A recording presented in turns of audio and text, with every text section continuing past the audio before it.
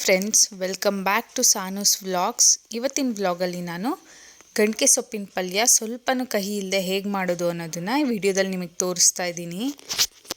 ಈ ಸೊಪ್ಪು ತಿನ್ನೋದ್ರಿಂದ ನಮಗೆ ಎಷ್ಟೆಲ್ಲ ಬೆನಿಫಿಟ್ಸ್ ಇದೆ ಅನ್ನೋದನ್ನು ಈ ವಿಡಿಯೋದಲ್ಲಿ ಹೇಳ್ತೀನಿ. ಸ್ಕಿಪ್ ಮಾಡ್ತೀನಿ ವಿಡಿಯೋ ನೋಡಿ. ಈ ಥರ ಸೊಪ್ಪನ್ನ ಸಣ್ಣ ಸಣ್ಣದಾಗಿ ಬಿಡಿಸ್ಕೊಂಡು ಕಟ್ ಮಾಡಿ ಚೆನ್ನಾಗಿ ತೊಳೆದಿಟ್ಕೊಳ್ಳಿ. ಇಲ್ಲಿ ಒಂದು ಕಡಾಯಿ ತೊಗೊಳ್ಳಿ. ಅದಕ್ಕೆ ಸ್ವಲ್ಪ ಎಣ್ಣೆ ಹಾಕ್ಕೊಂಡು 2 ಈರುಳ್ಳಿನ ತೊಗೊಂಡಿದ್ದೀನಿ ನಾನು. ಇದನ್ನು ಚೆನ್ನಾಗಿ ಫ್ರೈ ಮಾಡ್ಕೋಬೇಕು.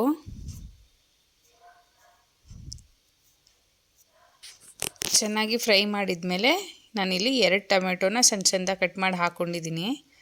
ಇಷ್ಟನ್ನು ಚೆನ್ನಾಗಿ ಫ್ರೈ ಮಾಡ್ಕೊಳ್ಳಿ ಎಣ್ಣೆಯಲ್ಲಿ. ಇವಾಗ ಅದಕ್ಕೆ ಸ್ವಲ್ಪ ಉಪ್ಪನ್ನ ಸೇರಿಸ್ಕೊತಾ ಇದ್ದೀನಿ. ಇಲ್ಲಿ ನಾನು ಸಾಂಬಾರು ಪೌಡರ್ನ ಸೇರಿಸ್ಕೊತಾ ಇದ್ದೀನಿ. ಬೇಳೆ ಸಾಂಬಾರು ಪೌಡರ್ 2 ಟೇಬಲ್ ಸ್ಪೂನ್ ಆಗೋಷ್ಟು. ಇಷ್ಟನ್ನು ಎಣ್ಣೆಯಲ್ಲಿ ಚೆನ್ನಾಗಿ ಫ್ರೈ ಮಾಡ್ಕೋಬೇಕು.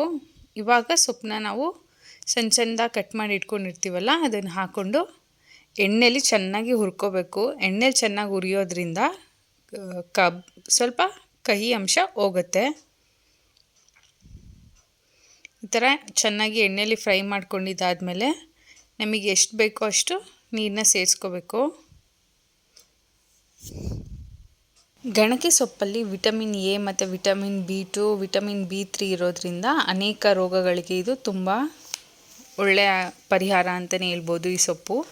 ಮತ್ತು ಕಿಡ್ನಿ ಸ್ಟೋನ್ಗೆ ಈ ಜ್ಯೂಸ್ ಕುಡಿಯೋದ್ರಿಂದ ಕಿಡ್ನಿ ಸ್ಟೋನ್ ಕೂಡ ಕರಗುತ್ತೆ. ಹೃದಯಕ್ಕೆ ಸಂಬಂಧಪಟ್ಟ ಸಮಸ್ಯೆ ಏನಿದ್ರೂ ಕಡಿಮೆ ಮಾಡುತ್ತೆ. ಬಾಯಿ ಹುಣ್ಣು ಕಡಿಮೆ ಮಾಡುತ್ತೆ. ಮತ್ತು ಕೆಮ್ಮು ಇರೋರು ಈ ಸೊಪ್ಪನ್ನ ತಿಂತಾ ಬಂದರೆ ಕೆಮ್ಮು ಕೂಡ ಕಡಿಮೆ ಆಗುತ್ತೆ. ಪೀರಿಯಡ್ಸ್ ಟೈಮಲ್ಲಿ ಕೆಲವರಿಗೆ ಹೊಟ್ಟೆ ನೋವು ಬರುತ್ತೆ.